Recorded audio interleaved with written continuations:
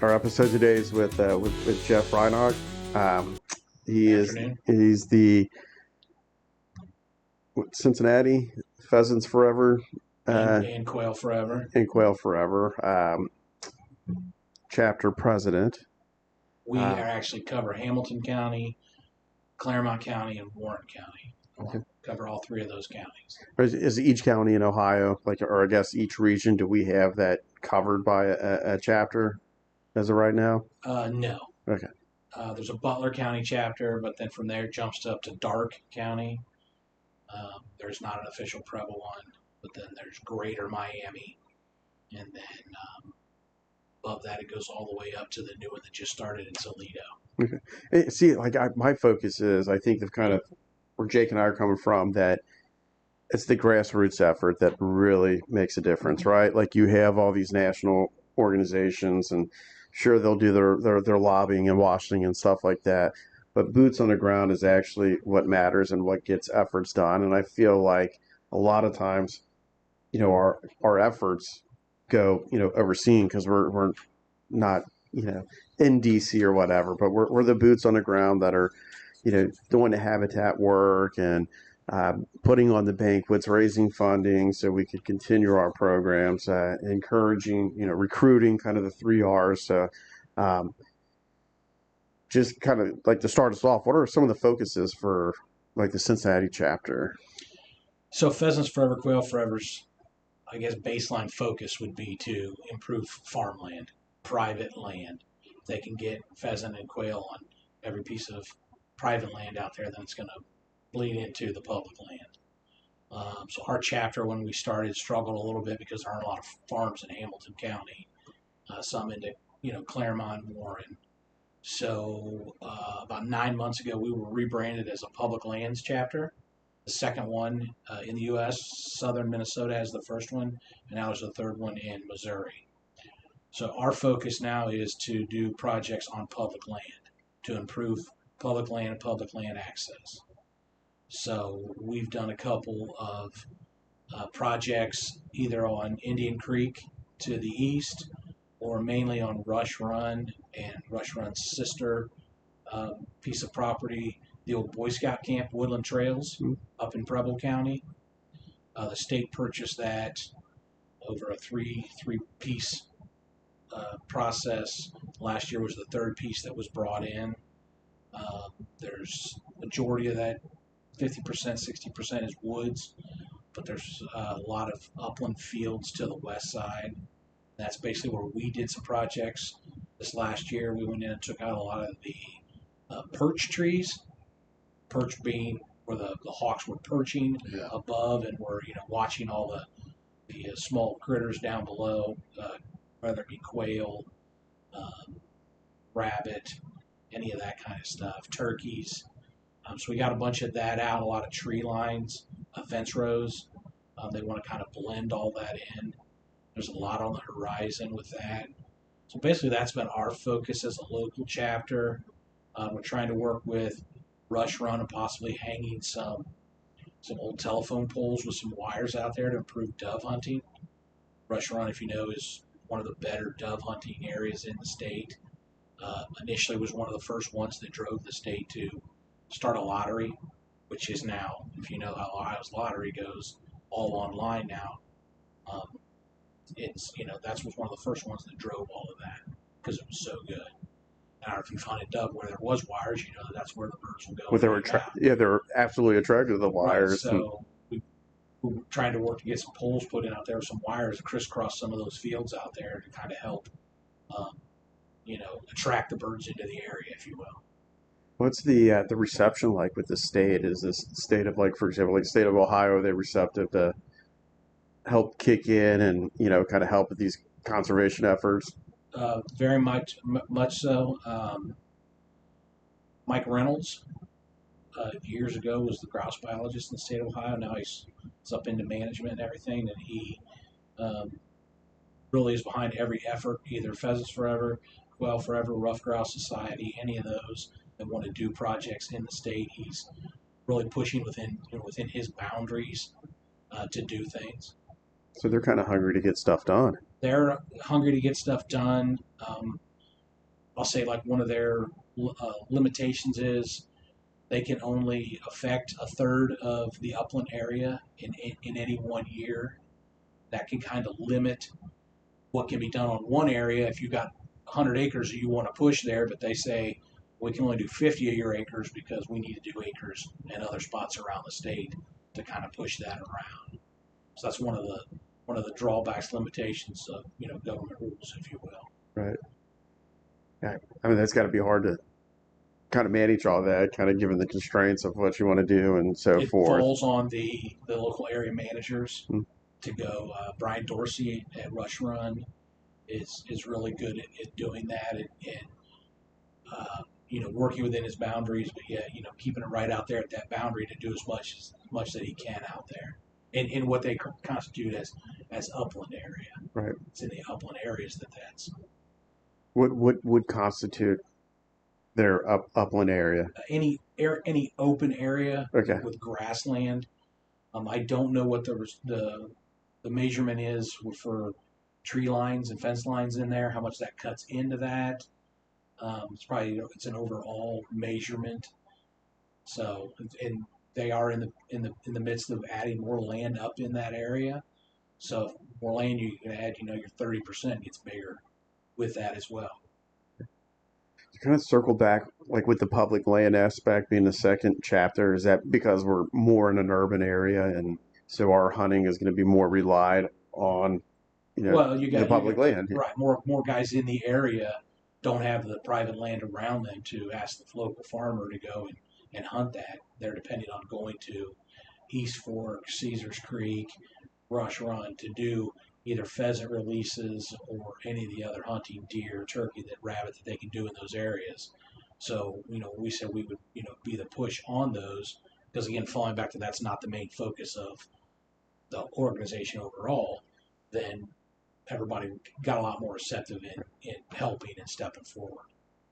How so when we do I say we because I'm a member, uh, when we get a project together, is there a lot of volunteer help or? Depending on when you can try to get that done, you try to avoid summertime because the growth of everything. Right. I don't know the straight particulars on the Indiana bat and the restrictions that's played on the taking of trees on government land in the state. After March 31st, you can't take a tree down on government land in the state of Ohio that's bigger than 5 inches in diameter because they use those trees at that size for nesting. Right. I mean, that's something you would have never thought about, like off the top of your head. Right. The state can do an audit for an area, and if none are found, then it opens a 2-year window to do as much as they want to do, take out, which would probably maybe play into some of the areas, northern Ohio, maybe. I'm not really adverse on that Indiana bat. That's about all I know of that and how that's.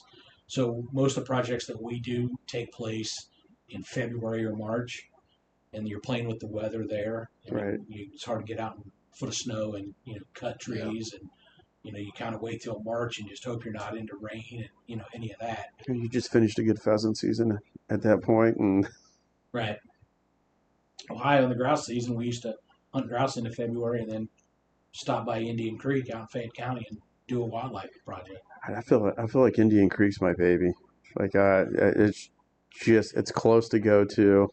I used to go out there. It's a place you could go set a deer stand, hunt in the morning, come down, go to work, possibly go back in the evening hours if you wanted. But there's not too many places like that around. We just affected 20 acres out there with spraying and a tree removal back in mid-March. So we have a good relationship with Randy Morgan out there, and so he'll take our labor anytime we're willing. I'm sure. I bet. Yeah. So he pointed us to the area, and he said that 20 acres right there, and 2 of us took out about 75 trees out there in one afternoon. So, oh wow.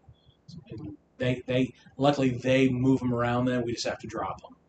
We don't have to prepare them up afterwards. That's right. That's when I wasn't able to do it, but that was the training on a chainsaw. The week before, we right. had Mike Sullivan, who is a professional tree cutter, does like the ESPN games and all that kind of stuff. Runs a chainsaw. It's got a car motor hooked up to it. Oh, And wow. that kind of stuff. And yeah, he put a training session on for us. So. He had to flex on that one, didn't He had to show some videos, he? do a little flex in the beginning. Yeah, but overall, it was a great training. Then took us out and took out a bunch more trees that day. So yeah. That's great. Any future projects right now? Is that kind of pre-planning for next year? There at Woodland Trails, they're going to do some bush hogging of about 28 acres.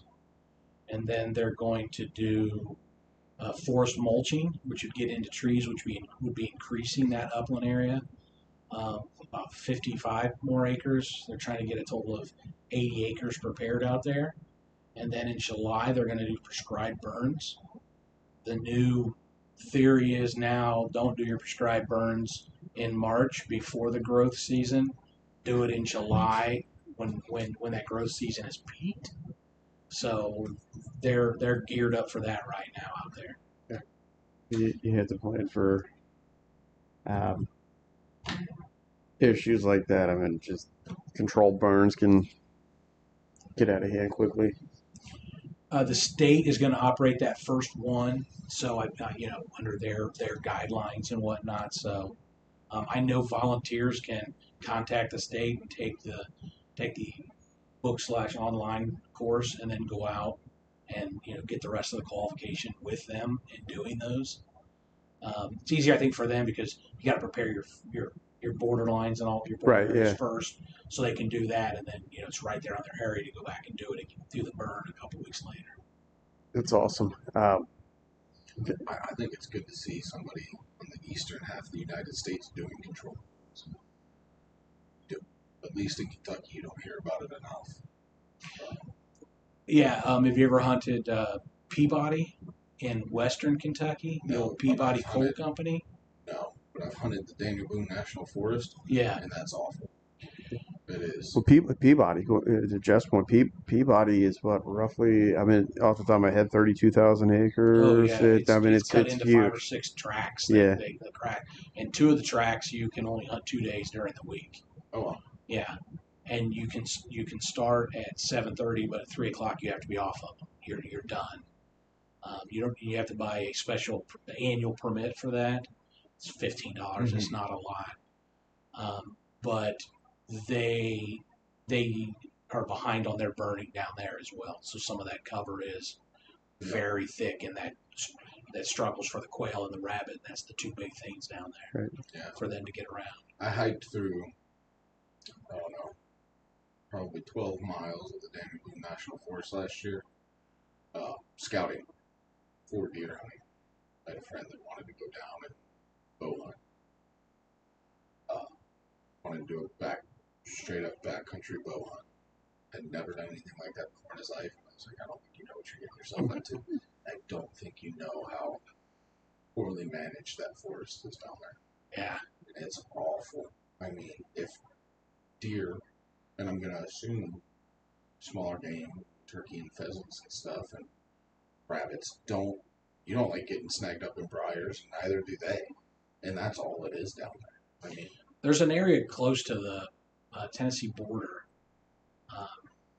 somewhat, east of 75 down there, that there's some coal operations, and those old coal strip mines aren't as bad. Yeah. And most of those are being brought back for grouse habitat. Really? So there's some locals from up around this area that want to go down there and give that a try. So yeah, it's probably not as bad at that just because, and that's what Peabody is in western Kentucky, is the old coal mine property. Yeah. If you're a John Prine fan and you know the song Paradise, Oh yeah. that's about that whole area down there. The Green River's all right there, and the Peabody Company comes strip the land. And sorry my son, I can't. That's all of that down there. So John is a legend. Yeah, there's a park down there you can go, and the Rochester Dam is still there. It's very deteriorated at this point, but you can go.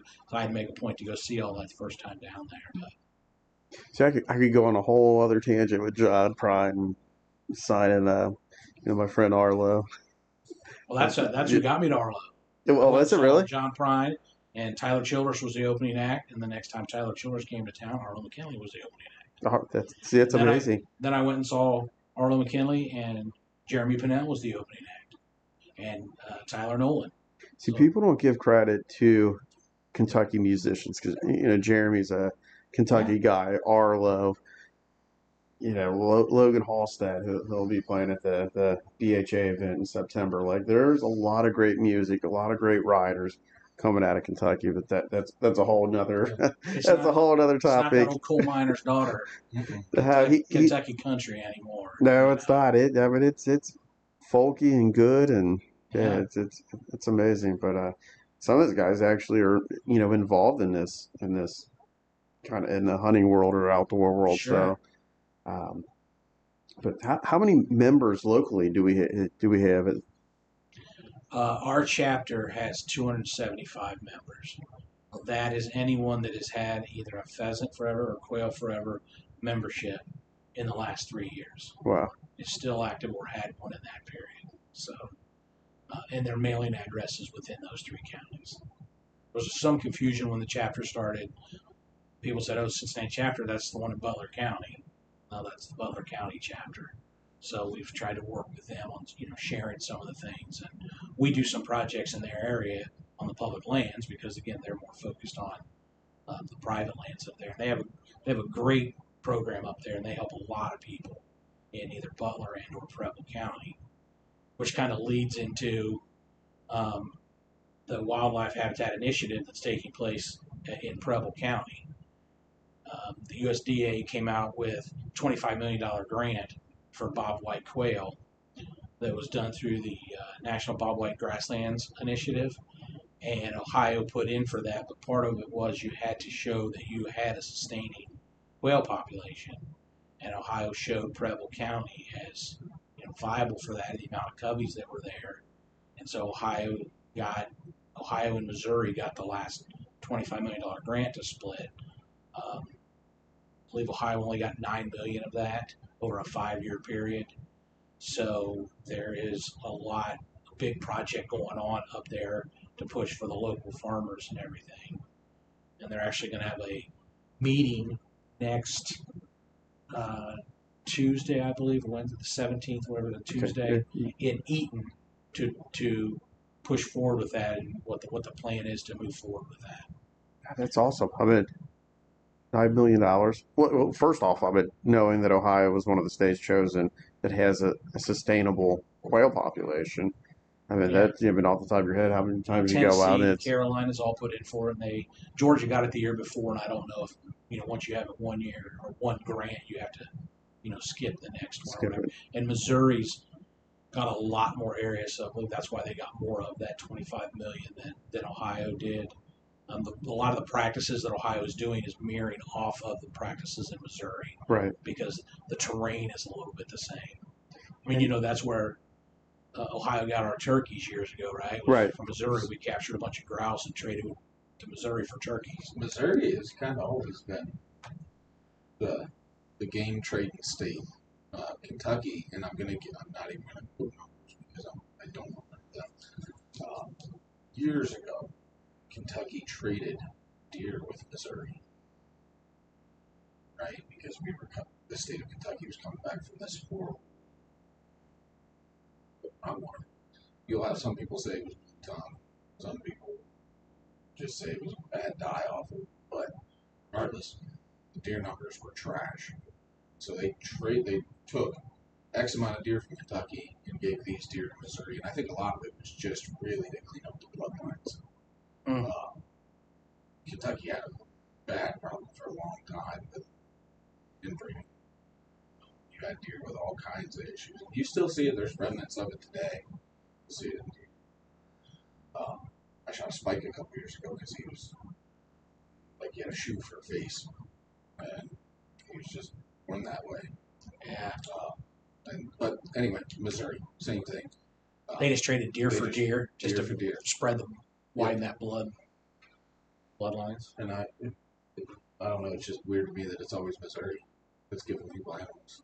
It's a gateway to the West.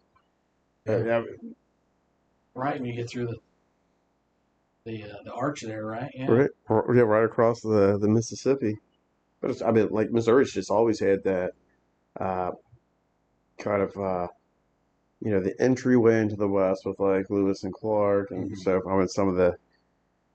I mean, you get into like the antique firearms when you're looking at some of the mountain men guns. It was Hawk and Rifle, whose office is right in St. Louis. So I mean, First Quail Forever chapters right there. yeah. They were one of the first Pheasants Forever chapters, and they were having their banquet, and they were one of the few organizations annually that Anheuser-Busch would let have a function on the old Anheuser-Busch farm.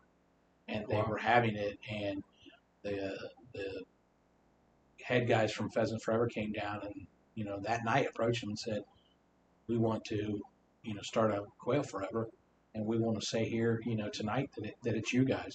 You got 10 minutes to let us know. And they jumped in a room and discussed it and came back out and said, we'll do it. So they're Quail chapter number 1. Well, I can tell you, in terms of Missouri, my new GSP is 3 years old now, but when I first had him, trained him, pushed a year, and I wanted to get him out on some wild birds. Thought about, I asked some people, and I was told by the trainer, go to Missouri. There's a ton of wild quail there. The DNR's good; they'll help you out.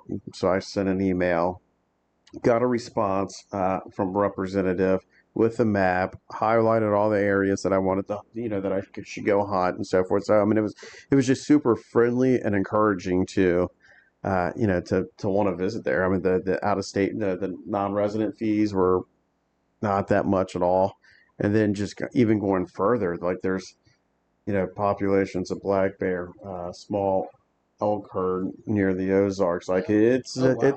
it's a state that's got some big game there on top of the quail. Yeah, I don't think anybody's going to be. And it sounds like it's a untapped gem there that seems to be pretty good to a lot, because you don't hear a lot of people saying that's Yeah, where they're going. you don't hear, and specifically with quail. I mean, it was just such a friendly experience from working with the DNR there and show me where to go and getting a dog out. It was good. Nice. I was telling him I need Missouri and Iowa to kind of finish my groups of states here, from the Dakotas down to Nebraska, Kansas, and back around Ohio to Michigan loop. Those are the 2 states I need to go and experience to finish that loop.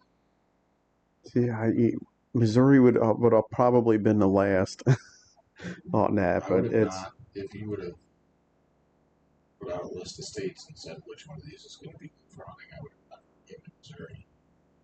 Most people won't pick Indiana or Ohio for pheasant or quail. That's probably right. would pick Missouri for quail before they would. That's because it's close to Kansas. They got to bleed into there, right? But what's sad is that you mentioned earlier, so is that there's a part of Ohio that was like the pheasant capital at one point in time. Yeah, Beaver Dam, Ohio, Yeah. through that whole area. That was in the 50s. Clark Gable, Henry Fonda, all those guys came there. You go to the town there and look in the windows. There's old black and white photos of all those guys coming to town and hunt with old bird dogs So that's amazing. and whatnot. It's like the tradition that Ohio, Kentucky, like our region that we have in the hunting and the sportsman world, like that needs to be celebrated and oftentimes overlooked. I mean, currently right now I'm at the largest elk herd outside the West is Kentucky. I mean, like that's kind of what we wanted to focus what we do on our specific regions and people like yourself that are actually boots on the ground and doing the work and making this happen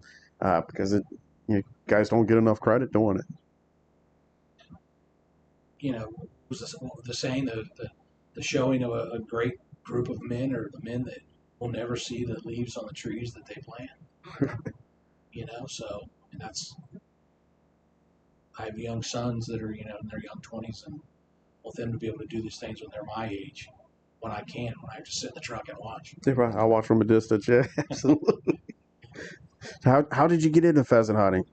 Well, first, is that your thing? Are you a generalist, or would you say you're a bird dog guy, shotgun guy? I grew up fishing all over. Dad had a boat, Lake Erie. You can go to Canada every summer. So grew up fishing. Had a good buddy growing up that still do everything with today. Rabbit, squirrel hunt with. Went in service, college, got done. He said, "Hey, we're going to Lake Erie duck hunt. You want to go?" I said, "Sure. I'll buy. Making some money now. I'll buy a gun." Went up there. He said, "I'm going to go down to southern Ohio and hunt rough grouse." I said, "You're going to hunt what?" He said, "Rough grouse." I said, "I'll go." Drove down there, came over a ridge. There's three in the road. Backed up, followed them in. They flushed them up. I thought, this is great, man. This is easy. Is this how this is? Right. I've never seen three in a row in the 25 years since. Yeah. But then joined the local Rough Grouse Society chapter and thought, I'll join this chapter. All these guys, they'll take me hunting and show me what's going on. But some the older guys don't want to give up spots and all that till they kind of feel you out. They all did that and got warm reception from all of them. They said, "You got a bird dog?" And I said, "No." They said, "Oh, you got to have a bird dog." They were all English setter guys, so I got an English setter, and I'm, I'm 6 in now past that. I got 4 at the house now, which is probably 3 too many if the wife had her say. But from there, then went and did a pheasant farm with that same buddy from high school, and said, "Okay, this is it. Point and dog, retrieving after it comes down, and all that." He had a lab, so we had pretty much everything covered there. And then I said, "What about this quail thing?" Then we went to one and did quail, and I said, "Okay, I'm sold." So typically do a trip north to northern Michigan for grouse, and then come back and then go west and do pheasant and quail. And in Ohio, your chances of shooting a pheasant now are greater than shooting a rough grouse. Yeah, that's amazing. It is. When I was growing up, my grandfather's from that southeast region, Yeah. Shawnee State Forest, and that's all you talked about was guys going out and hitting their bag limits. And now you go, you My might. grandpa used to talk about killing pheasant in Sandusky. I could not imagine that today. Well, have you ever been out? Is it Luan, which is west of Toledo, all the way over to the Indiana-Michigan border out there? There's wild pheasant out there. Yeah, the Pheasants Forever state representative Austin Roby went up there this last year in early January and shot a wild pheasant up there. Yeah, That's wild. that's more a layover from the storm. From what was up there in that part of the state before all the storms in the late '70s took everything out. Yeah, Sandusky, everything's bled over to there. Because I don't know if the creps, the state creps that we have, Scioto crep and the Lake Erie crep. Yeah. That's Sandusky would be in the Lake Erie crep, bleeding over that way. So it gets a lot of that because it's closer to the mouth of all that going into there. So you have a lot more fertile fields and whatnot over there. Yeah. Yeah. There's a lot of guys that raise them up that way too in that area. So Oh yeah. Could have a lot of release from that as well. That would have been back. I think I actually found his last hunting license. I want to say it was 98, but then I found an older one from 71. So, his prime time for hunting was back in the late 60s, early 70s. Yeah. So he would have experienced that kind of heyday. Yeah, it had to be rough to be able to go out and move all that, and then after one blizzard storm, go out and just nothing. Yeah. You hear stories of the quail all bundled up under the pine trees for the protection of the snow, which was normal, but then it just kept getting deeper and deeper and deeper, and they couldn't get out, and it didn't melt fast enough. And then once it did, the farmers would say that underneath the pines was just littered with dead quail because they just couldn't get out. That was the demise of them. Yeah.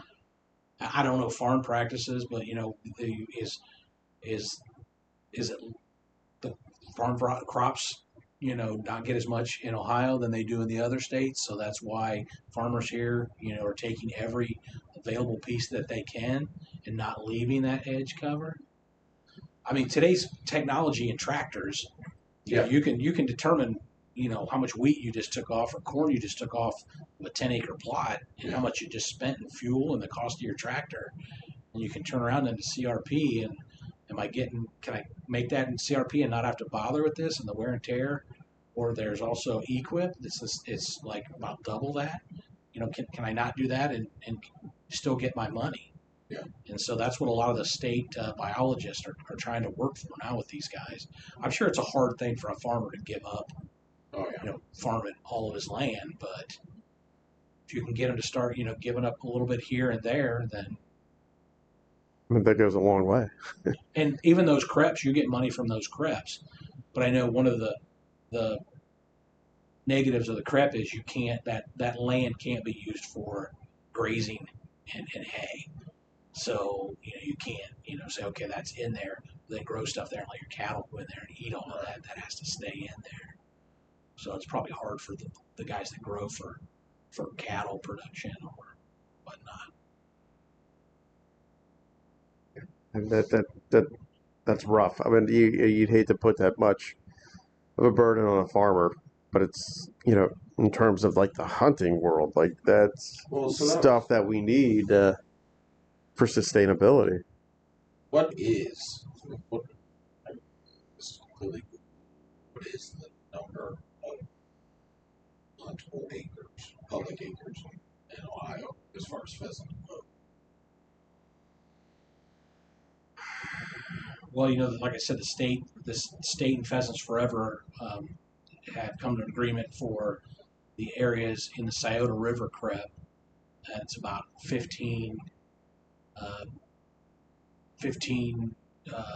thousand acres, I believe. It's encompassed in that whole thing.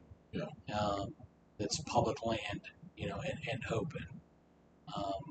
There's probably another couple thousand acres up in that Lake Erie crep.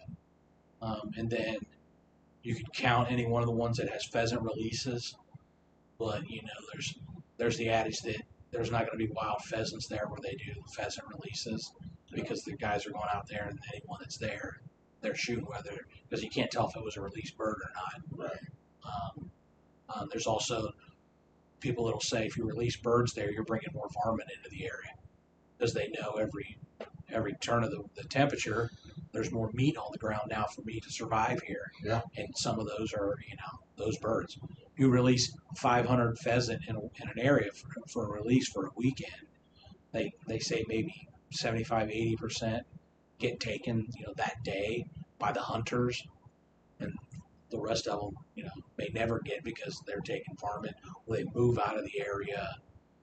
70 might be even high on that number. So Now, this is something that it's been talked about here a lot, and I never understood. Just looking at the geography of it, especially northern Kentucky, I feel like should be able to support pheasants. It doesn't, and there's rumors that people have tried in the past, and what I always end up hearing is that it was predation. It's just excess predation is the reason that pheasants didn't stick in Kentucky. So I'm kind of wondering if in some places, if that's like across the board, if people just like, is predation just the shoehorn to like the shoehorn excuse as to why? I had heard that it was the cover down there, what cover they put out or would put out for those pheasants, mm-hmm. is more of a crop that can be taken for the horse industry down there. Yeah, that would make sense. So there's not a lot of what do you think the deer hunting is, farm deer hunting in Kentucky versus Ohio or Indiana? It's that same crop like that. You know what I mean? They're not putting stuff out down there for deer. They're putting stuff out down there that they're going to move horses into to eat. And I know there's different grasses that some grasses horses can't even walk on because the way it makes the ground that it just doesn't give enough structure for the horses. So I mean that could be another part of it. And more rocky down there than Ohio because you're down into the hills so you're not able to, because I've wondered that at Peabody. We mentioned Peabody, and mm-hmm. I'm like, have you got quail everywhere around there? Yeah. How come there's no pheasant here? Yeah. And they've just said that they've not been able to, take on that way. So Yeah, I think. Have you heard of Elk Creek? Elk Creek? Yeah. Yeah, the sporting clays Yes. and winery. I'd heard at one point years ago that they had tried something with pheasants. They do released pheasants down there, I believe, do they not? Not They did. anymore. They did at one point. They did at one point. Yeah. At one point, yeah. Not anymore. And I guess. I think is that when the winery took over though, and they took that land for the winery. Yeah, I that they were say using that's for probably those. what happened Yeah. there. But there were people that surrounded that property that for years you had rumors of pheasants, right? Just residual birds that Got out somehow of there. made Yeah. it. And, Yeah. I'm like, oh, cool, they'll take off, right? These residual birds will breed, whatever, it'll happen, and then it just never. Like, you go down there asking around now, and it's a pheasant. Yeah. I don't know. I don't know. It's just something I've always been curious about why pheasants don't stick in Kentucky. I know the Pheasants Forever Quail Forever chapters in Kentucky are all quail chapters. I don't believe there's a pheasant. I don't. There's chapters no down there here at all. Yeah. There's a huge quail project that goes on down there by outside Lexington. I can't think of the name of that place. I know a lot down of quail there. hunters in Kentucky. Yeah. I mean, that's definitely quail hunting is definitely popular. In Yeah. Kentucky. It's just I don't know. It's strange to me that pheasants don't make it. Quail hunting is just it's just Southern culture. You know, like through Georgia, any of the Southeast. That's just You're back into good soil down oh there. yeah, oh right? absolutely. Growable soil versus, but you're on pine plantations down there that the birds can get around in, and Kentucky. I don't know if the cover's not there as well for the pheasants. Because they got to come out and eat in the morning and then go back into the cover in the afternoon and then back out and at night. I don't know that, on a mass scale, that's probably what the. I think there's some really tiny areas that would support pheasant long term, but I don't. I think that's part of it is the entire state is just not set up for. My guess would be the land and then the crops that guys are growing for whatever is probably for the horse industry down there. The bluegrass, right? I don't know, maybe a pheasant can't eat bluegrass. Northern Ohio, though, I mean, if you're looking at the topography of Ohio, like it's the same as Indiana, Minnesota, the Dakotas. Like it is prime habitat to, really have a huge reintroduction of pheasants. The newest Pheasant state. Forever chapter is in Toledo, so they're trying to push all that across there. There are some in southeast Michigan as well, which most people would say, what, pheasant in Michigan? But it's one point that same time in northern Ohio, they were big in southern Michigan as well. That the Black Forest, is that what they call the Black Swamp? That whole area? Swamp, yeah. That's the whole, Ohio got it, and Michigan got the UP because Ohio got the swamp. Yep. Yeah. Yeah, they were gonna fight a war over that. Yeah. Over that little area. I say no. Instead, we'll give you all the. Why didn't Wisconsin say no? That already belongs to us. Right. It's connected to us. It's not connected to them. Another state for grouse. Wisconsin, yeah. Yeah, done Wisconsin. So you just got to Missouri and Iowa to tick off. Missouri and Iowa all have that whole loop around. Then I just got to keep going further west. Right. Oh. Yeah. You get into partridge in like Idaho or something. Yeah. Which is a whole different animal as well. Well, it's funny, like when you look at with bird hunting, and you would think just being a wing shooter, like it can just go from one discipline to the other. But like the farther west you go, hunting partridge is a hell of a lot different than hunting pheasant. Yeah. And you're like, it won't get out of the road. It won't move. Even freaks your dog out because your dog's like, what's going on? Why is this thing not moving? You think it might be a trap. Yeah. Walk up and then finally it'll just walk off. But yeah, they're weird. Yeah. That's like hunting release birds around here. Yeah. I mean, I've come across some that exact same thing. Fly. I'm like, yep, all right, pop. They won't fly. Right. Yeah. I had one kick up on me. Reach down and literally throw the bird up in the air because it just isn't. Before your buddy's dog doesn't grab it out of the air. I legit had a quail. It was a release bird. We were on a farm, went and planted them, right, and it was a client of mine at work that wanted to take me out. And we go, and this damn quail just popped straight up and then backed down, 10 feet in front of me. And I'm like, I took the shot, but I felt bad for taking the shot because it was like, it just popped right up in front of me. And I'm like, okay, pop. I'm more worried about someone shooting the dog when they're acting that way than Oh, absolutely. yeah, because the dog just jumping up or just running after it, and then somebody tries to shoot it off the ground. That's right. I mean, probably like you, it's always taking a new, because I'm into the recruitment side of bringing more people in to understand what we do, right? Like, and I think that's huge, whether you're hunting elk or pheasant or whatever. Like, we need more people in our realm, and always scared. Make sure the dog's out the way. Don't point at it. I've had very good luck doing a youth hunt. Yeah.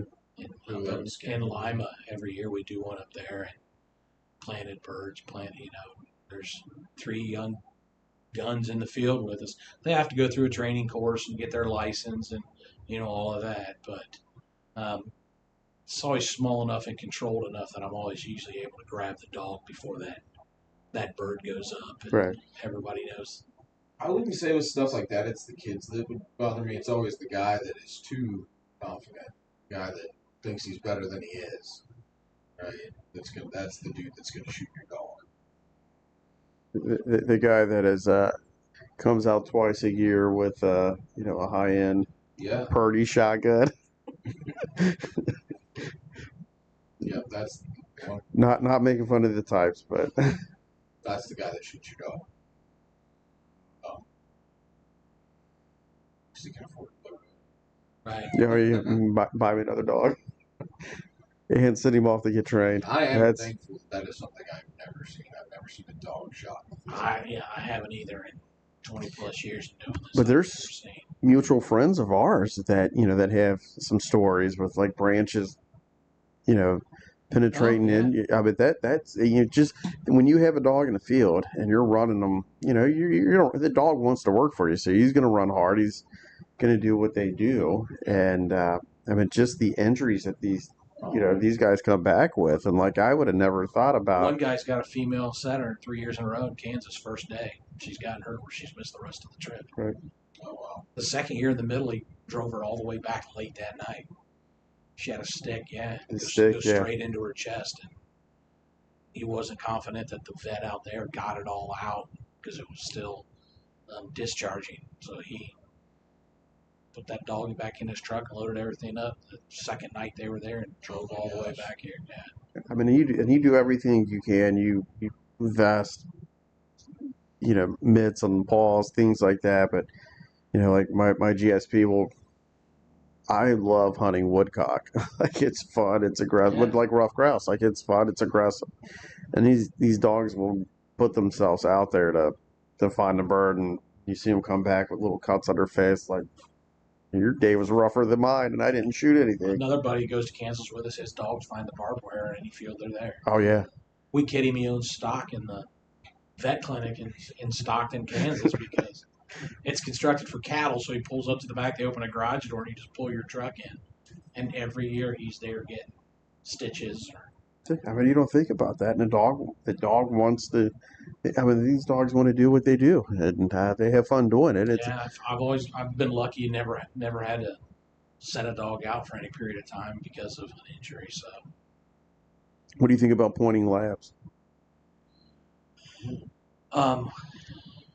They do.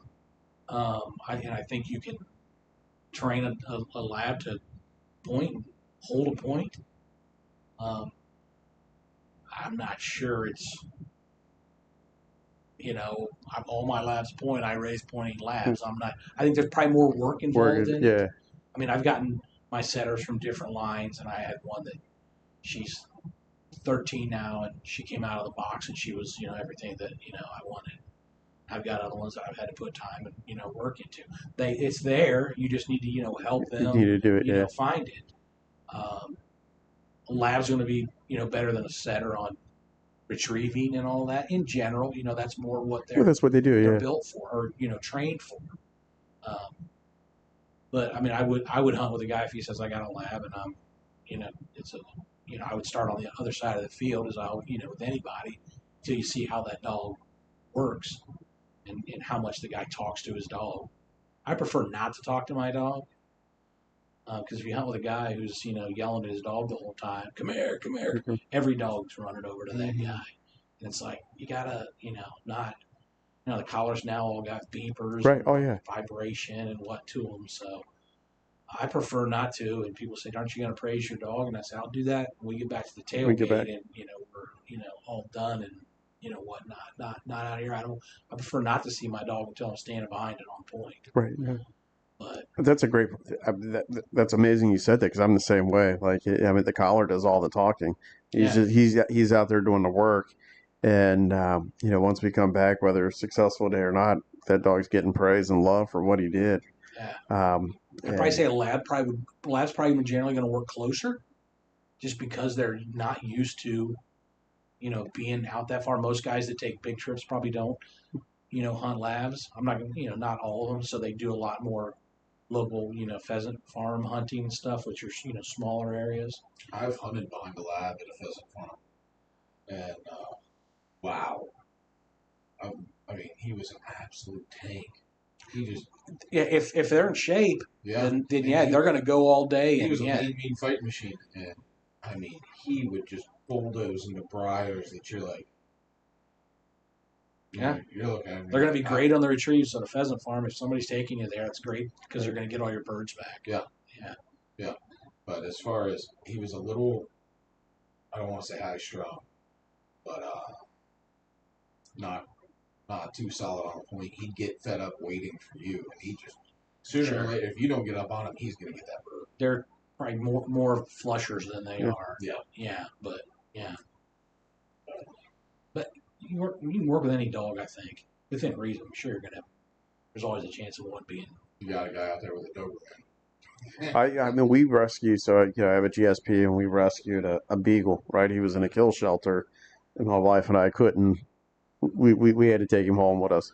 And what's funny is when we run him in the backyard now, like you'll see the beagle pointing. It was like he just watches what the GSP does, Yeah. and he mimics it. Like it's so funny seeing this little beagle point. Like he's lifting his paw and everything. I mean, he's got an excellent point.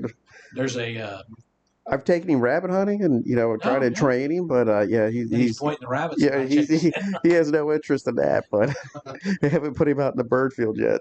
There's a guy in Minnesota that grouse hunts with a French bulldog. Oh, wow. And many people will tell you, yeah, they know about him and what he's. Yeah, Frenchy. Yeah, that's amazing. I would love to see that.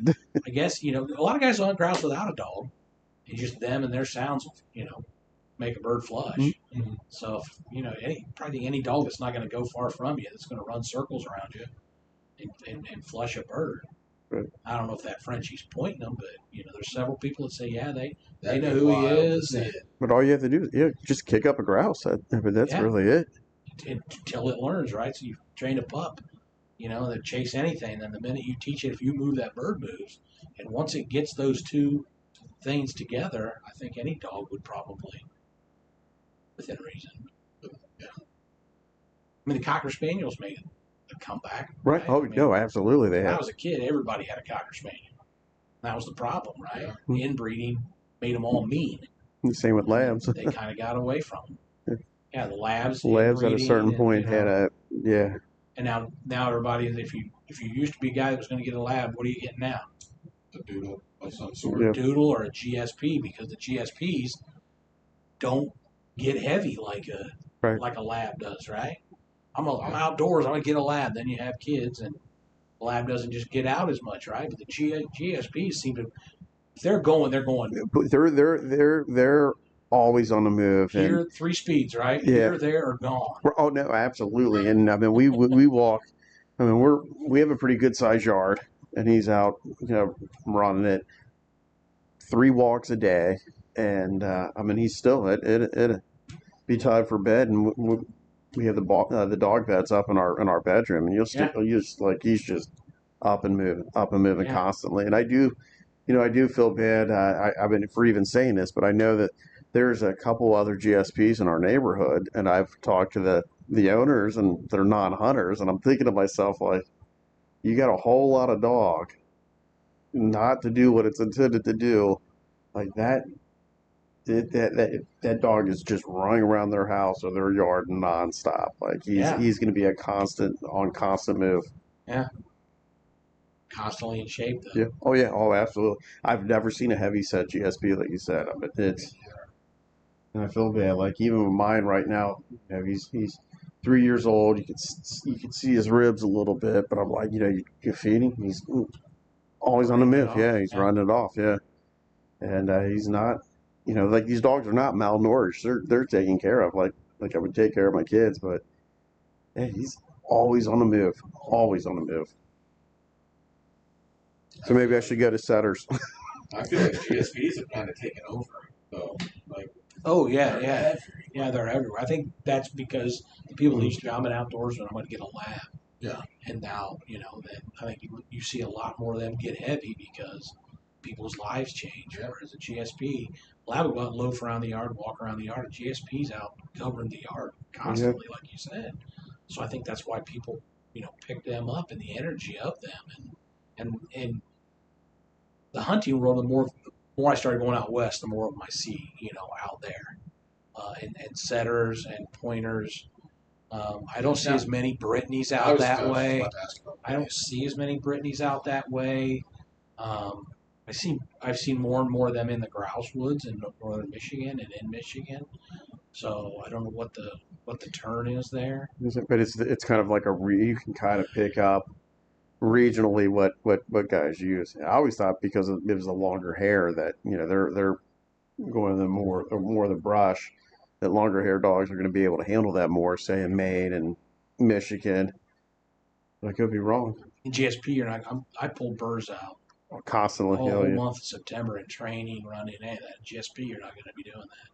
That's another reason probably guys are going towards that as well. And then friend gets one and has a litter, then what are you going to do? Right. All the other friends get litters, or get the dogs Get out of the litters. Gets what? Yeah. It's the pit bull of the hunting world. Yeah, well, I mean, you're seeing them in the waterfowl world now. I mean, they're actually good duck dogs. I would believe that.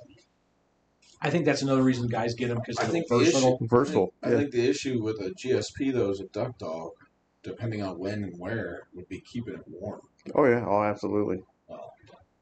Hypothermia is definitely something I would worry about. Yeah, I don't know if they don't have the They're insulation like a lab does. No, they don't. No, they're I mean they're first, pretty thin, and I have no fat on them. I mean those dogs just run. They just run. I think they'd be a good dog though at anything that you trained them to do, as far as hunting goes. Well, yeah, I mean I even think I could be wrong. I mean you might have to help me on this one, but I just thought they were just a general hunting dog in Germany. Like they were just bred to be a gun dog.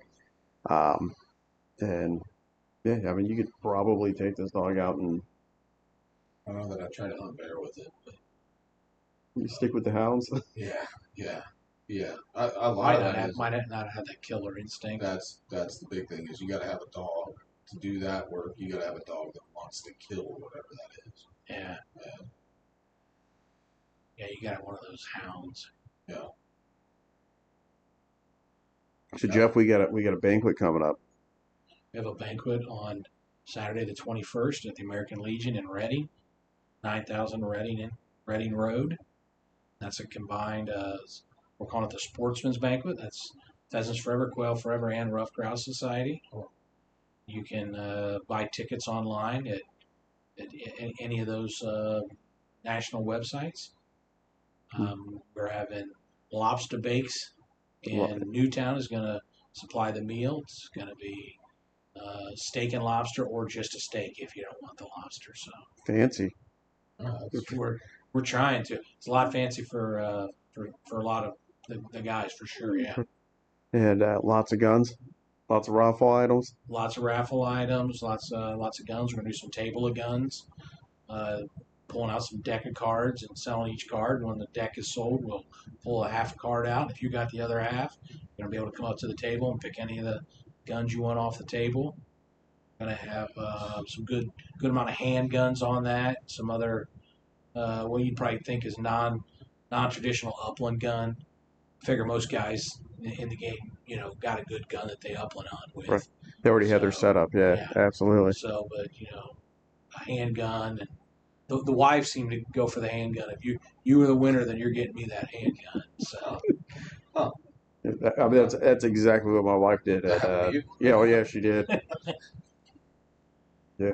and you're helping us out with that. It's on some of our selection there. So On that side of it, though, what is your gun? my What's gun, your go-to? I hunt with a Smith and Wesson side by side. Okay. That it's called the Elite. Uh-huh. They started them 7, 8, 10 years ago. Smith and Wesson tried to get into that market. Yeah. I have a 20 gauge. One of those actually came through the shop. Well, yeah, There's there's a couple. still There's one still at one. the shop. Yeah.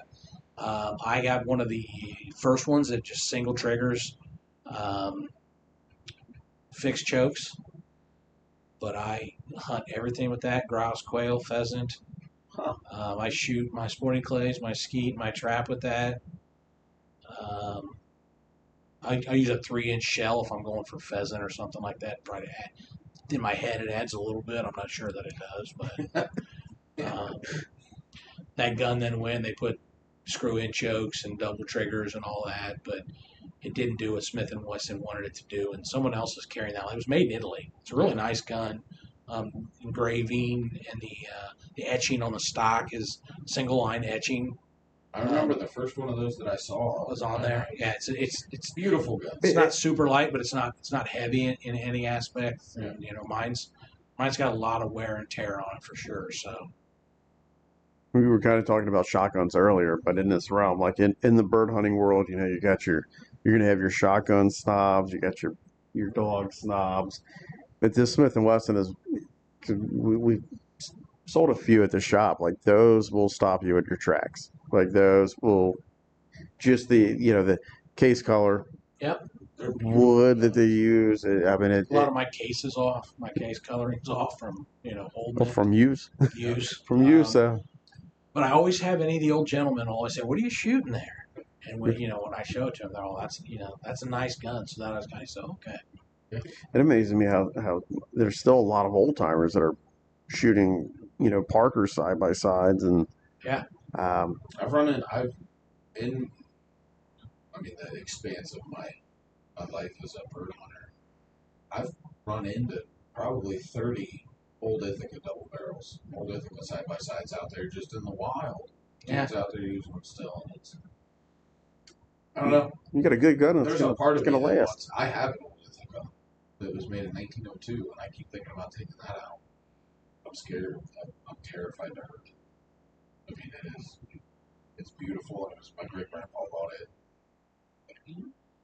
My other side, I wouldn't buy a $10,000 gun to take it to hunt, and No. I wouldn't buy a $10,000 gun to let it sit in my safe. So that's what I started with.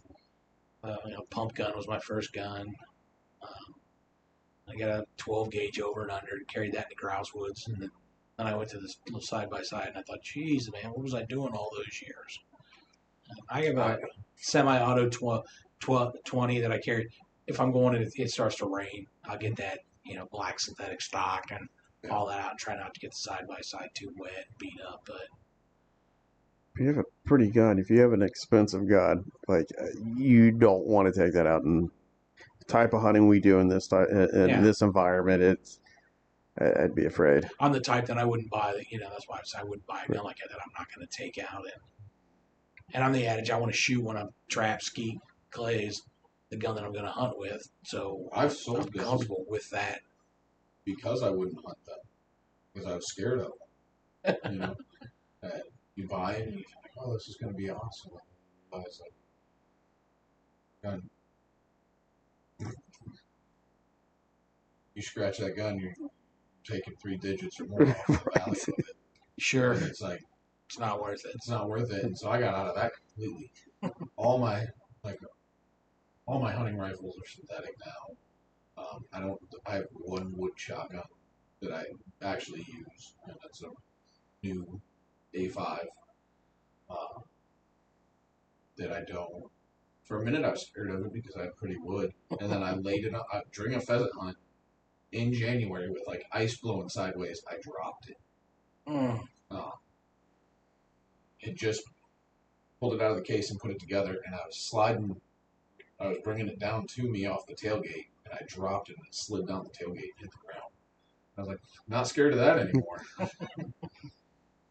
It's now a used gun. Yeah, yeah. Like it's got scratch, and now that gun's been shot. That gun's got thousands of rounds through it now. It's got wear marks. It's like the gun's used, and so Sure. But I don't even know that I would spend $2,000 on another shotgun that I know I'm gonna beat. Like, I've never, between any of the shotguns I've ever had, I've never found a big enough difference between manufacturers and stuff to say that I can justifiably spend $5,000. That driver made me Right. hit my ball further. Yeah, Right. Yeah. You just have to find a shotgun that fits, right? Fits everything. Everybody knows that. What's yours? Ruger Red Label, Yeah, that 12 gauge, and yeah, it's a field grade gun that I use to shoot sporting clays. I'll use it to shoot trap, skeet, and it's my one all do all. I mean, I have a 20 gauge Brown and Satori, got a 20 gauge Beretta Silver Snipe. Great guns, but my go to is always the Red Label. It was something about that and with the length of pull, the drop, everything was very similar to my other shotguns, but it just the way that it shouldered and came up to the put my eyes down on the beads, it worked, and I stay with it. And then I hate that Ruger doesn't make it anymore. Oh, they don't? No, they don't. They make any shotguns? I don't think so. I know that I'd have to look in their catalog, but I know that they quit making the Red Label, which the Ruger Collectors Group now. Those guys jump on board and start buying them up, so the prices have gone up. I didn't spend nearly when I purchased that thing. It was nowhere near what a current market value is on that gun, but it works. I use it, love it. Ruger is kind of their game, and they just came out with the second generation American bolt action rifles, which I'm a big fan of theirs as well. I don't have a second generation yet, but I have two. One that I hunt with, one that I want to start shooting in the 22 matches with. Have you ever seen a gun go up in price and then drop back off? It does happen, yeah. Yeah. I think it's with anything, it's the marketing behind a lot of like when a company releases something, it's a huge marketing. You'll see it jump, and then it just for whatever reason just dies off. Yeah, absolutely. I think you're going to start seeing in the next 15 years or so. I'd say the next 10 even, and really avoiding the military surplus game. You're going to start seeing a lot of the old fat and slow cartridges, calibers kind of dying off. Just like big African cartridges and stuff that aren't really necessary. You can do substantially more with less. As far as the rifle stuff goes, sporting shotguns for the most part, and like with something like that, when a gun goes out of production, if it was a light gun, obviously you can just assume the value's going to. And then if there's a collector's association behind them, man, and they'll thrive and they'll carry value for a long time until it's going to happen. A lot of stuff. Those guys start dying. And as those collectors die, their families never offload those guns. Not knowing what they have. Right? That by itself starts to decrease the price on them. And then now you have lack of interest. Revolvers, I think, are going to be something we see within the next 20 years lose a bunch of value just because interest isn't there what it anymore. was for them. Right.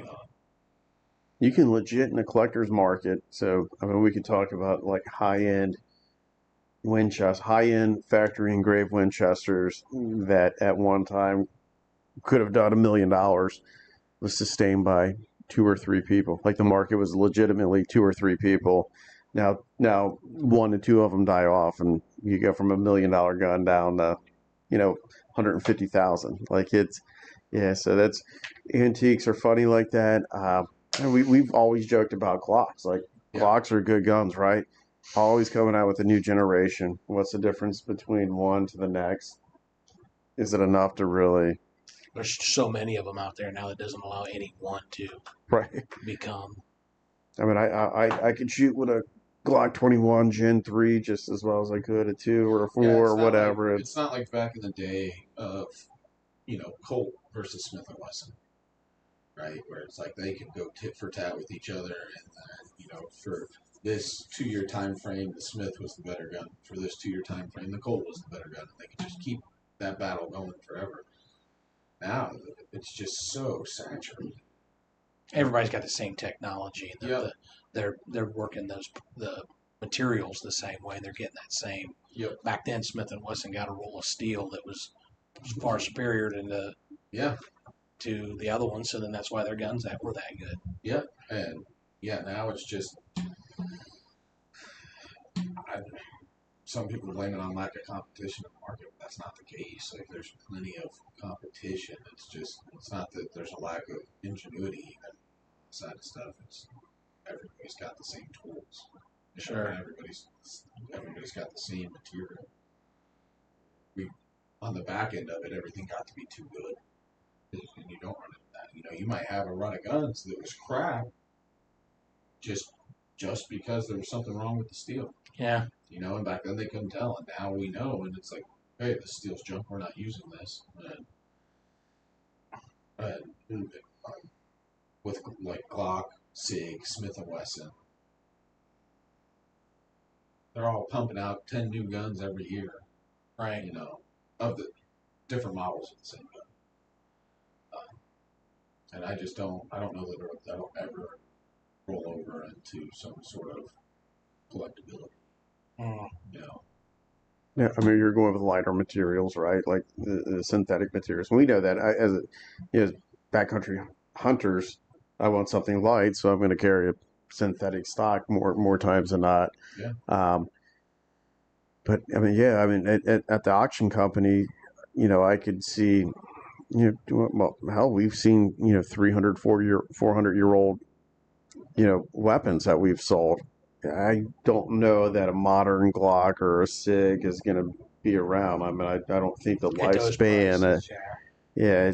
For the lifespan of the plastics themselves. I mean, the metal parts will be there.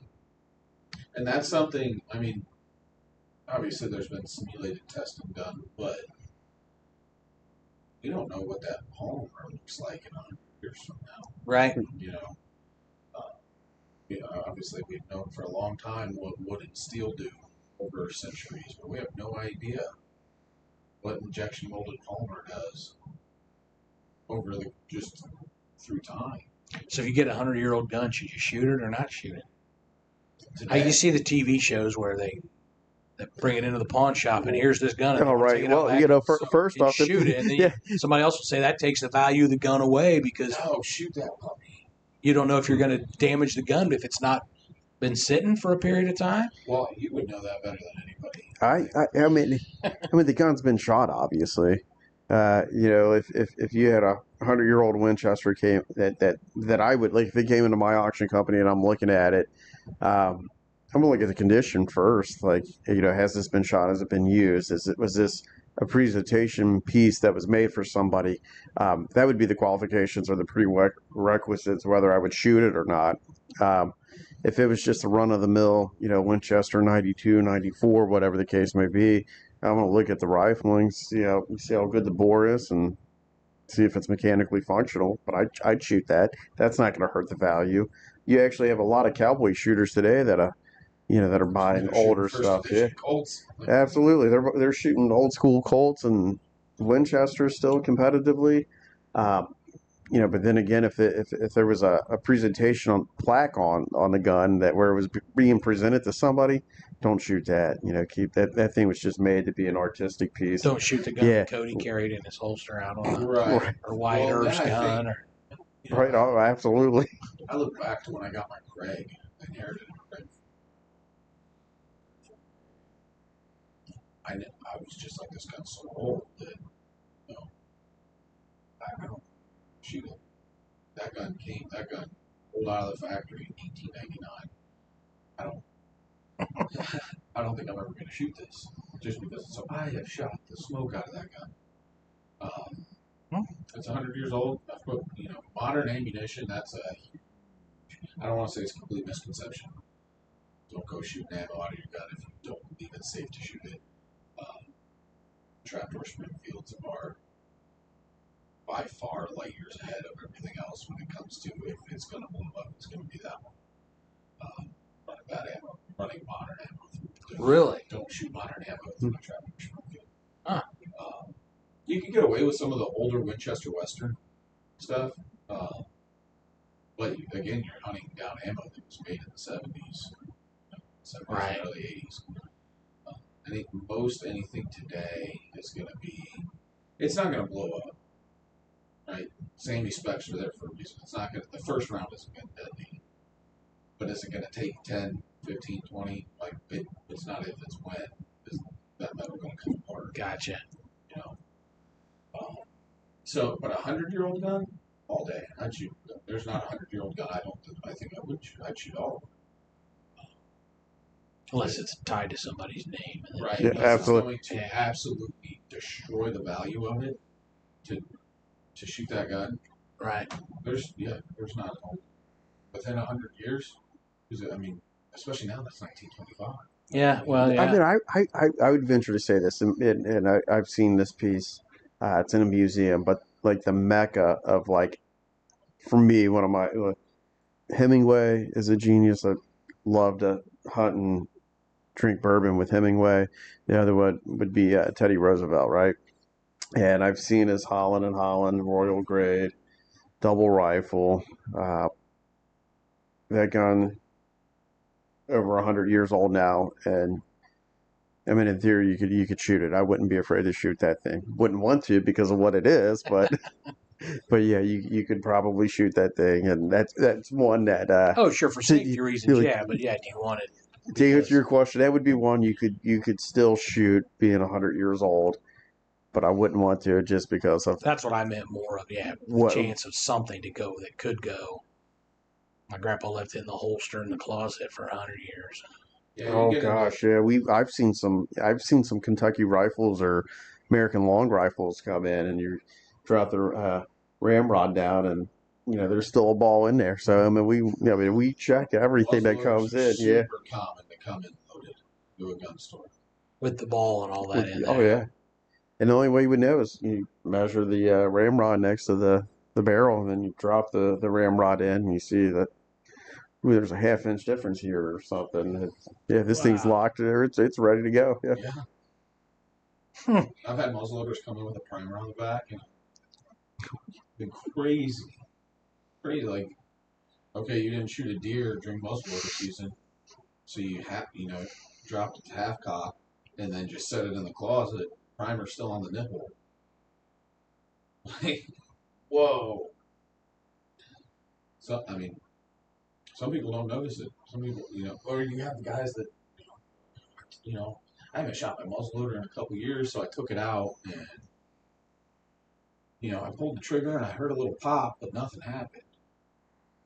And then you get in there and start digging around, and they have six loads stacked on top of each other. Because they redid it every year. Yeah. And the problem is, especially if it's an older muzzleloader, they were using black powder. The black powder ate that thing. You can't just leave that stuff sit in a barrel forever. It'll eat the inside of the barrel. Oh, it corrodes like crazy. Any sort of moisture gets in there, toast. Ugh. Now, obviously, in today, like with the black powder substitutes and stuff, I'm not going to say never because I don't know. I don't have the data to say, hey, it won't happen. But I've left a muzzleloader uncleaned after firing it for a year. And then just brush that stuff right out of it and it's fine. So it's definitely, you could never do that with black powder. You would destroy that.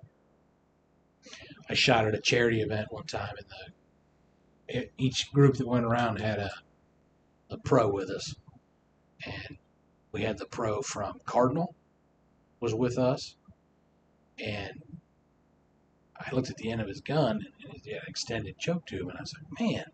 He said, nope, I never clean it. I said, what? He said, this is some gun and choke tube from Beretta, and they sent it to me and told me to just fire it as much as I can without ever cleaning it until there's a problem. And that's what they want to know about it. I got one of those, and I'm not trying to badmouth them because I hope to show me some love someday. Browning and Vector DSs. They only come in 3 guns now. The A5, the Satori 725 Elite. Only 3 guns that they put this choke system in. My A5 somehow got water. And DS stands for dual seal. It's sealed at both the top and the bottom of the choke. Got water In between the seals. In between the seals and pitted the barrel out. Yeah, between the choke and the barrel.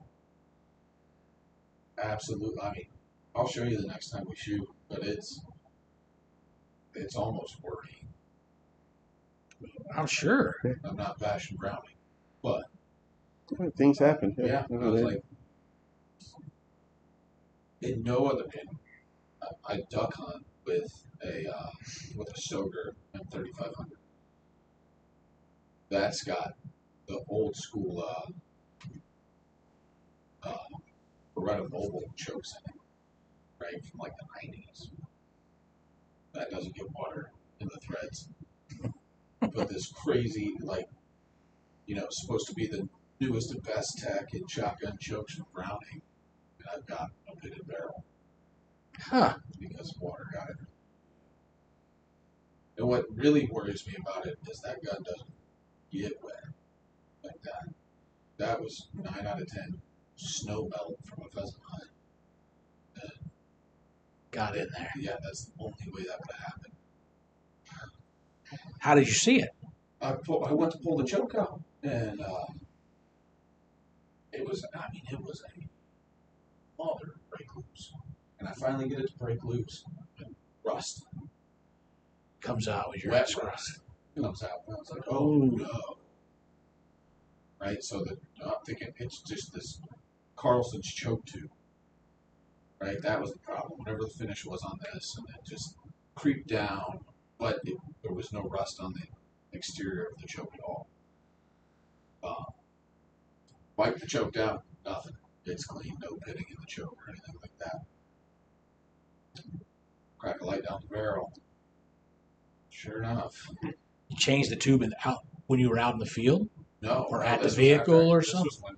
This was weeks later. No, I mean when you initially found it. Did you get to the field and think, oh, I should put a different choke in? So you were at the truck and took one out, put it in. That's how the moisture got in there, maybe? No, I ran that same extended ski choke for 3 years without ever taking it out.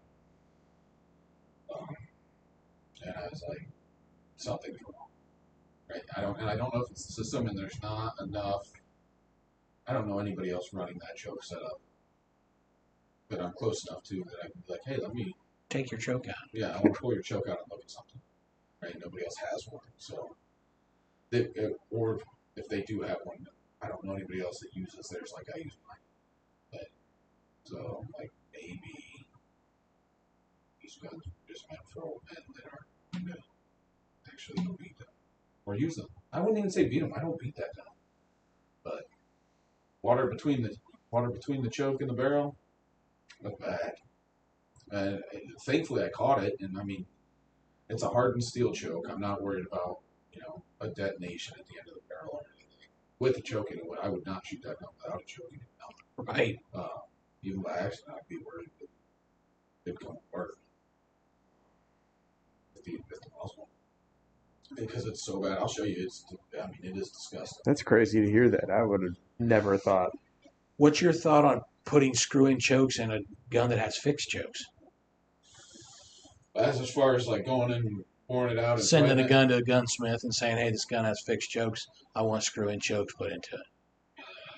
if you can buy barrels that are already threaded, I would do that versus. And not just from a value standpoint. I've seen one too many people take a serious step like that and then change their mind. You know, they'll wish I wouldn't have done that. I was saying, my side-by-side's got, Yeah. fixed chokes, and the newer ones had screw-ins. So what is the? Would they have had to make the barrel It to be the depends same on- dimension? What's the factory chokes? Improved and modified? You could definitely open up the modifier. You could open up the improve too. You can thread both of those. It's doable.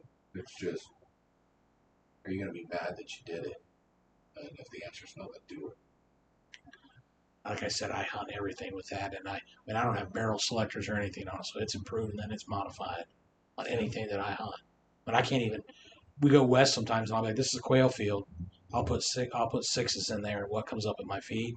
A big old rooster, Yeah. Right. and I'm throwing sixes, and it's waving as it flies away, and then. Yeah. Then I'll switch them out, and the next thing I'll go up, and the quail come up, and I'm throwing fours and quail, and they're diving between the shot. On some of the pheasant farms, they say you can't use anything over a 6 or anything under a 6, and I'm like, if that bird gets out to 35 yards on a 6, Yeah, yeah. you're not getting that bird. You know, I mean, very unlikely.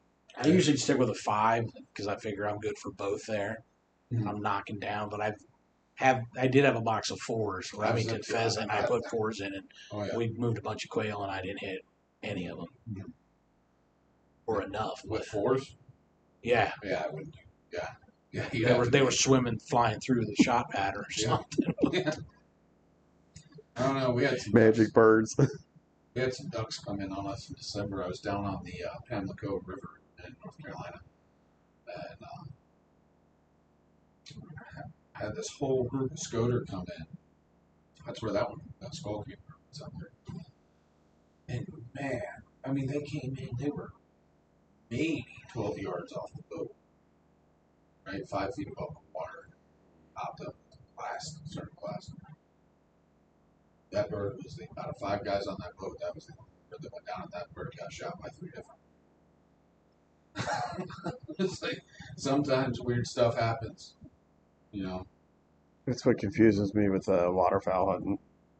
They don't. Like ducks are everybody hard jumps. species of Everybody beast, jumps yeah. up, points, pop, pop, pop, pop, pop. Like I would be confused in the moment.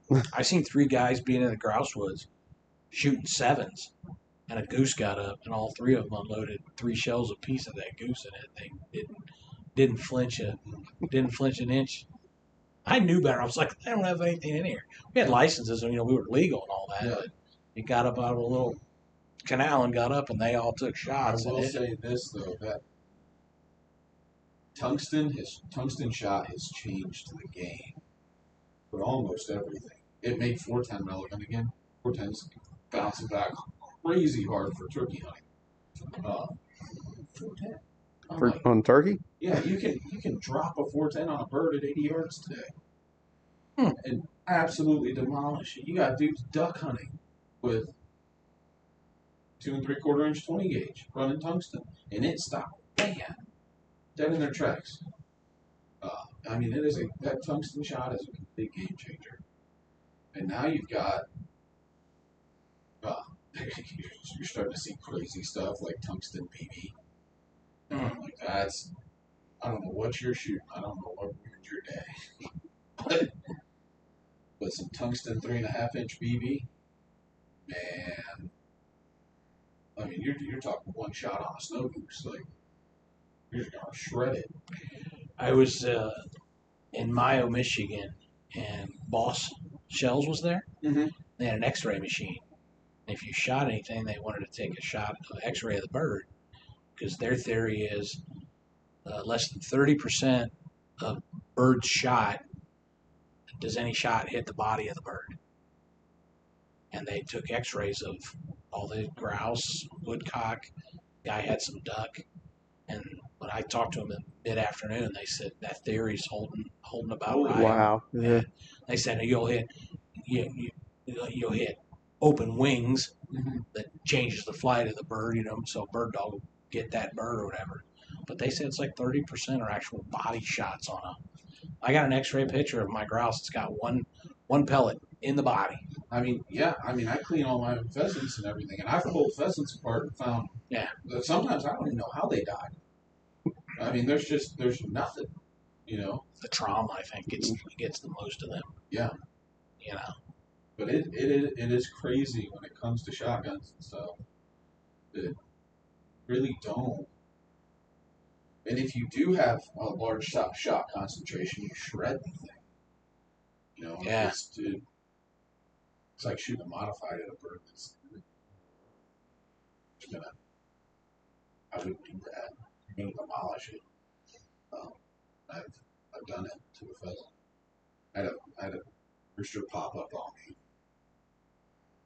I don't know, 6 feet in front of me. And as soon as he cleared my muzzle, I just pointed, like I had the gun on my hip. And as soon as he cleared the muzzle, I just pointed the gun forward and blasted him. And shouldn't have done that. I should have let that bird get some distance. Yeah, especially if they're coming chest at you. Well, he hopped up. He was going. Yeah, he was like going straight up, and as soon as he cleared the muzzle, I was, and there wasn't a lot to eat on that bird. I mean, it just demolished him. I shot a grouse at about 10 feet in southern Ohio one time, and the tail was in a clump, no bigger than this table. The dog was on point, and the guy's sticking his foot in there, kicking all around, and nothing comes out. And this first dog I had, I kicked him in the butt. Butt comes up, goes down, he wouldn't move. And I'm like, dog had no style and didn't know what the word whoa was. Yeah. But if he didn't move, there was something in there. I stuck my foot straight into that brush, and the grouse came out, walked across that guy's boot, and got from here to the window. And I just lit it up because I was like, there ain't no way I'm letting that thing go. Right. Tail was gone. Everything was gone off its back, but the breast was fine on the undercarriage. After I shot, I thought I probably should have given that a little bit of distance. But then I said, no, I couldn't let that go. Yeah. As long as you get breasted out. Yeah. Perfect. It's pretty much all the way off the breast by that point anyway. I think the beef with some of the pheasant farms and running, like forcing you to run number 6 shot or higher, is some of those places, they will hunt you, I mean, within 60 yards of other people. Oh, yeah. Like, I mean, you've got other groups of hunters out there, and you can throw rocks at them. That's weird. That's aggressive. To be that close to some people that you don't know and everybody's swinging guns around. No, back to we discussed earlier, the drawlings at the dove fields. That's another thing that brought that on. A rush run, and you'd be 15 yards across the cut. There's a guy, and 15 yards to your right and your left. Yeah. This guy's trying to get in there, and how many blow birds are going to fly through there and cause trouble? That's why I don't like public land bird hunting at all in Kentucky. Really, the big two being dove and turkey. There are way too many horror stories, and I know 2 guys personally that have been shot turkey hunting. Really? Yep. And if you go down to the Lloyd Wildlife Management area in Crittenden, their dove field out there, that is dangerous. And not even so much on like the firearm safety side of it. It's more you'll get down there and you're already trying to squeeze in the room because there's guys that have been there since an hour before sunup. You're trying to squeeze in for room. And then everybody that can see the birds is going to shoot the birds. Right? And so now you're going to get into a fight with some guy about whose bird it is. And it's just not. I think Kentucky should have done something like that. That's going to be a very unpopular opinion to Kentuckians, but Kentucky is very cavalier as far as dove hunting goes on public land. And Ohio now, you're all in a line. If you do one of those drawlings, you're all in a line. All in the same line. It's a thin clearing through a thinner line, and everybody's shooting outwards then. It's how it's constructed. Now, they don't tell you have to everybody faces out. You can, face the opposite way if you're in there with a buddy. But yeah, I've been at a pheasant release and seen a bird run across the parking lot and seen 10 guys all unload on a bird running through the middle of the parking lot. Yeah. Yeah. It's like that bird is not worth everybody's car here and everybody standing around. Oh, and that's happened to me on a pheasant farm. Sure. Not so much people shooting at the same bird, but just guys not paying attention to what's in front of them. And we're walking past our vehicles. So we've got 2 of our trucks plus the one guy from the farm. His Jeep sitting there. We're walking by. There's shots. We know the guys in front of us are shooting this way. And you hear ding, ding, ding, ding, ding, ding, ding. And it's our trucks getting blasted. Right? Because these guys just, that bird hopped. And I just don't think they knew better. I don't think anybody was telling them, like, hey, cars. Yeah. Right there. People. Right there. But I paid $21 for that rooster. I got to make sure I shoot it. That I would kind of that ties into one of the issues that we have in one of Ohio's wildlife management areas, right? Where landowner builds barn, something like that, right on the property line. Wildlife areas, are open, and one of the neighbors was a chicken farm, and he put a new building up and put it at the edge of his, which edged against that wildlife area. Yeah. And so we contacted the state and said, what's the zoning on this, and should this not be allowed? And the state representative said, you're correct. We need to look into this. The state, if the regs are, there's no actual amount on there unless you are hunting on a state ground where people are staying on the state ground, and then it's 400 feet, I think, like that. So there's not really a regulation if you're on a piece of property versus the house that's on the next piece of property. Right. There's not it's one of those use your common sense type of things. So, right. And so there was some talk at Pheasants Forever. Do we get involved in that and tell, or do we want to tell people what they can do on their land? Right. Yeah, I mean that is a complicated issue. I mean, or delicate issue, I guess, sure. For the lack of a better word. That how much can you ask someone to do on their own property? The solar farms are the next thing. Right. Yeah. Absolutely. That came up because there's some of those next to those wildlife areas. Yeah. So all the birds just going to go over and set up underneath the solar farm, because initially that grass will grow underneath there. Yeah. Well, they have to spray that to kill all that. Yeah. They can't let that be underneath there. So that kind of plays in that the birds shouldn't go over there. But there's several that are next to them. So if the bird is going and I'm going to shoot it, do you shoot at a bird that's over your property or the property you're hunting, but it's close enough to the other property where your shot's going to fall at? Yeah. Typically, you wouldn't be too worried about it, right? But if there's millions of dollars of solar panels over there, does that change your thinking? Yes. Is your shot gonna come down though and damage that? I would think that those things are probably constructed pretty good for good hail. Yeah. That's coming straight down at them. Is there any shot that falls faster than hail comes down? No. I mean, I don't know if this is definitely not an endorsement. This is poor firearm safety.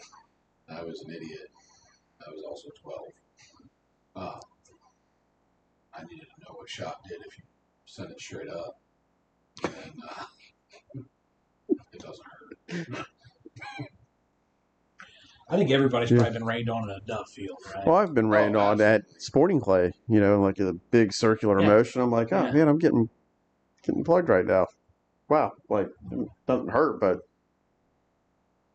I mean, it's still kind of strange feeling. Like, well, I was thinking about that when we were at that shoot, and some of those, I mean, it would take a drastic miss to even be pointing at somebody else. Right. But it's possible to do it. I'm like, what would it take? Because I think at the closest distance you are to somebody else that would be shooting, that could even remotely shoot in your direction, you're 150 plus Yeah. away from them. Like, what would it take to actually get that up here? You know, if somebody is running some crazy 3.5 inch through an extra full choke, maybe you might catch 10 some rain. gauge. Yeah, you might catch some rain. But as far as getting shot and being injured, I don't think down there. I don't think that's even possible. This was yeah, I won't even say the name of the place, but we went shot, and it was just sporty clay event. Everything was just in a big circle around this field, and so when you're on station 1, you're feeling rain from station 12, and Yeah. people were asking what is that? And I'm like, you don't, because a couple of people I were with were not Skeptical, shooters, yeah. and it was like that you're catching some pellets here. It's okay. You're technically being shot, kind of but it's yeah. Don't worry about it. Not gonna hurt. No. Is there any other, Jeff, anything else? We could probably sit here and talk all night long about guns and hunting We'll touch a little bit on the rough grouse society in Ohio. Their change in, like I mentioned earlier, away from the biologist, and now they've hired loggers, and their reasoning there is, I'll send a logger in to talk to you, and I'll sell your trees on your property, and because I did that and I'm an employee of Rough Grouse Society, you will now we'll get 10% of that. I do all the work, you get all the benefit, 90% of it, and me and my organization get the other 10%.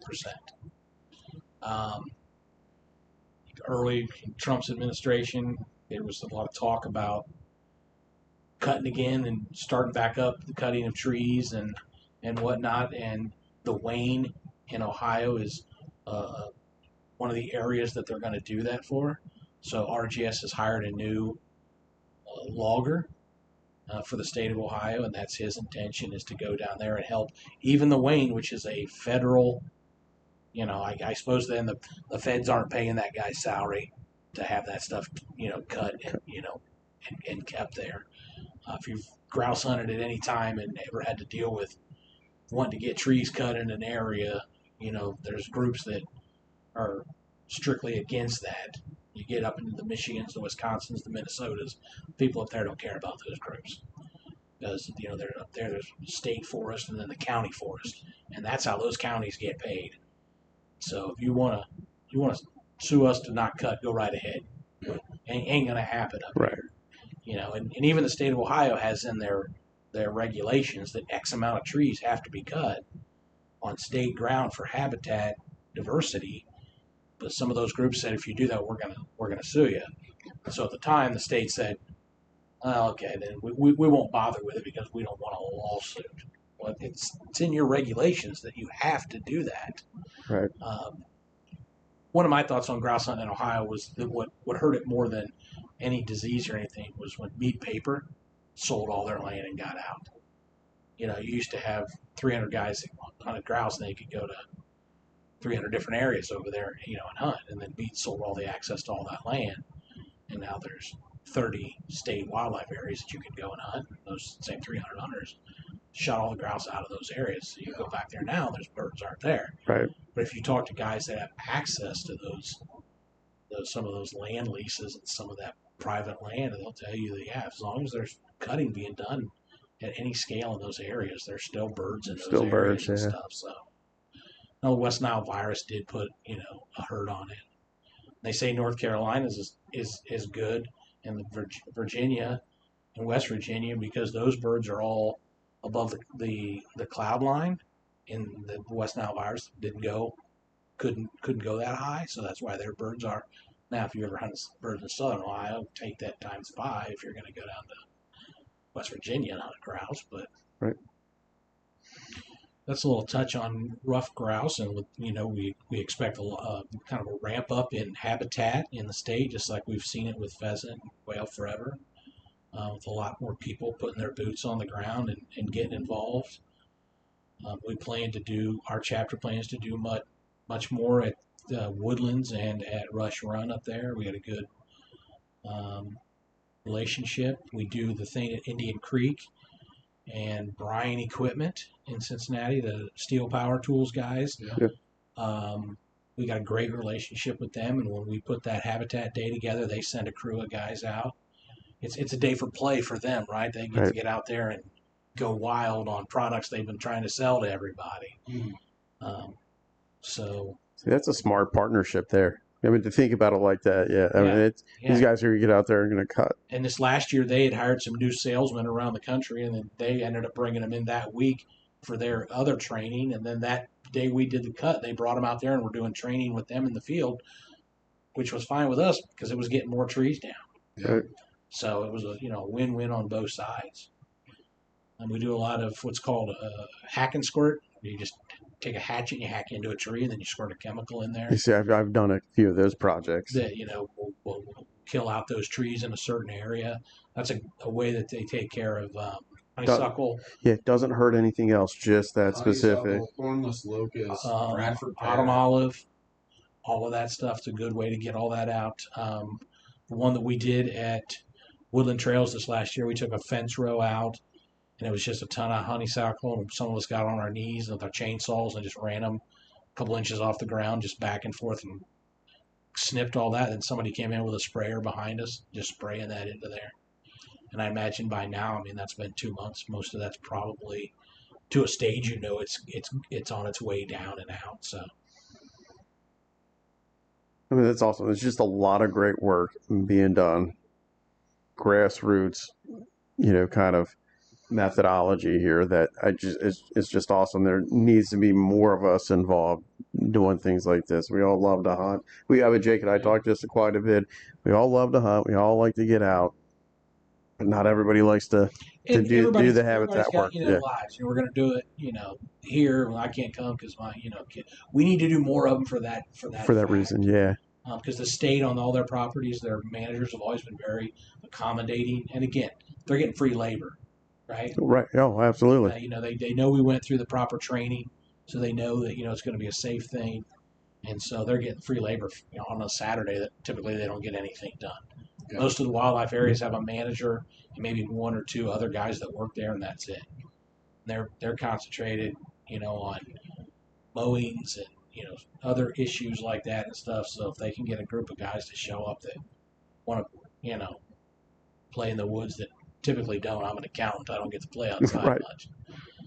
But I'll take a chainsaw out and take anything out you want me to now that I've been trained. I mean, it's awesome. Do you have anything, Jake? Or No. I just think it's awesome to be able to do this and talk to you about all this stuff, and really Pheasants Forever, because it is something that even as a lifelong pheasant hunter, it's an organization that I didn't know anything about. Just because access where I live to it just isn't, pheasants. So, thank you. Thanks for having me. Yeah, thanks, Jeff. Well, I mean,